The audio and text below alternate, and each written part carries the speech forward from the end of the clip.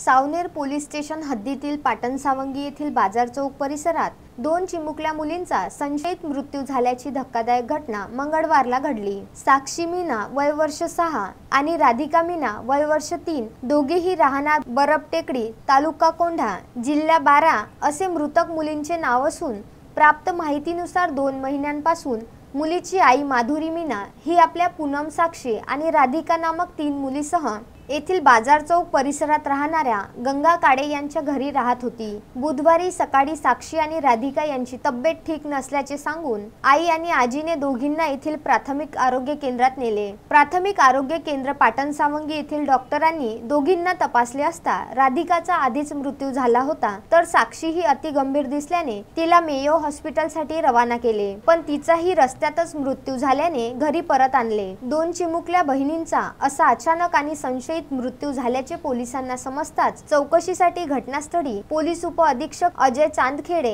सावनेरचे police निरीक्षक मारुती मुळूक, सहाय्यक police निरीक्षक निशांत फुलेकर आणि दीपक नागवे पोलीस ताफ्यासह घटनास्थळी पोहोचून संशयित घटना असल्याने चाचणीसाठी रात्रीचे जेवणाचे नमुने घेतले आणि दोन्ही मृत मुलींचे मृतदेह ताब्यात घेऊन हितज्योती फाउंडेशनचे हितेश बनसोड यांच्या सहकार्याने शवविच्छेदनासाठी मेयो हॉस्पिटल नागपूरला रवाना केले। पुढील तपास पोलीस निरीक्षक मारुती मुळूक यांच्या मार्गदर्शनात सुरू आहे। पियुष झिंजुवाडिया, विदर्भ न्यूज, सावनेर।